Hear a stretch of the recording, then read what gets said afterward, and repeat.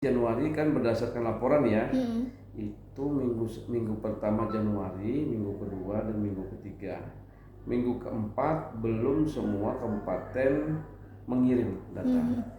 Kalau minggu keempat itu berarti sini ya, kira-kira ya, sekitar sini ya, masih belum. Jadi kalau kita lihat data kan, data ini kan dihimpun ya, dihimpun dari kabupaten kota.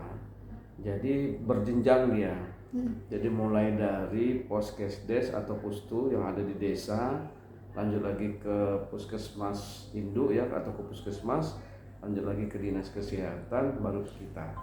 Jadi kalau data minggu keempat itu adanya di nanti minggu kelima. Nah, itu anunya yang harus kita pahami. Jadi data minggu keempat kita belum punya. Kalau data minggu ketiga 1, 2, 3 kita ada. Boleh minta itu Pak nanti. Ya, itu ada 646 nanti bisa jadi ya. Minta di Pak, ini berapa sih jumlah yang meninggal akibat DBD Pak? Kalau di data kami ya, di data kami ya, jadi data kami itu ada 2 orang yang meninggal ya di kami ya di data. Sekalteng ya Pak ya? Sekalteng ya betul. Jadi saya pastikan dulu sebentar ya. Ya, oke.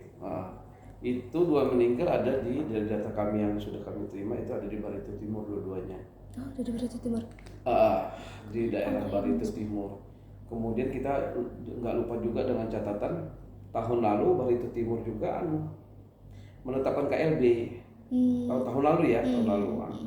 Jadi memang ada kasus yang memang mungkin berat di Barito Timur. Kemarin Pak di Palangkaraya katanya juga ada belum masuk datanya, ada belum informasi masuk, kita lihat ya. Apakah dia kejadiannya dalam minggu ini? Artinya kalau dalam minggu ini dia ngelapor ke kami di minggu depan kemungkinan. Ada rentang waktu ya. Tapi nggak minggu ketiga ini masih ada 2 orang yang tercatat. Ada 2 orang sampai kita wawancara hari ini lah ya. Di data kita yang merah ini meninggal.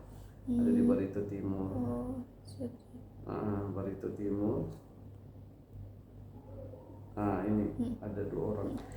Nah ini kan Pak yang meninggal ini bukan hanya di Barito Timur tapi juga di Palangkaraya juga sudah ada nih. Ibaratnya langkah Dinkes untuk menyikapi hal tersebut gimana Pak? Iya, langkah kita tetap ya. Jadi kita harus tahu dulu mekanisme kerja kita gitu ya, mekanisme kerja kita.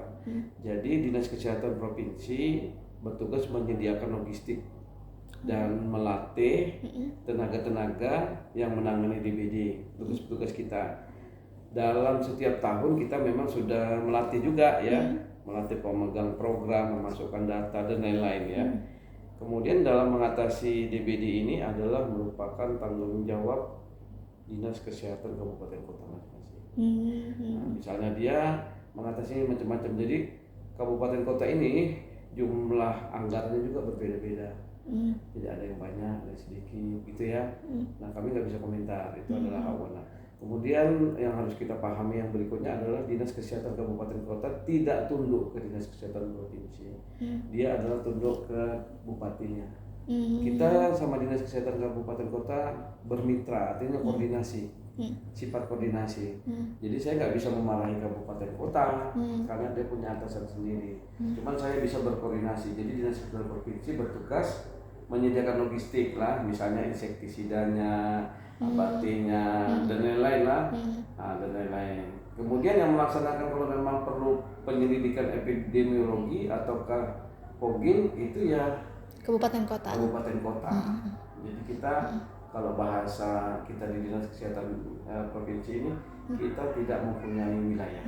Cuman kita mengkoordinasi, fungsi koordinasi untuk kesehatan. Kalau bahasa lainnya kita adalah perwakilan pemerintah pusat yang ada di daerah.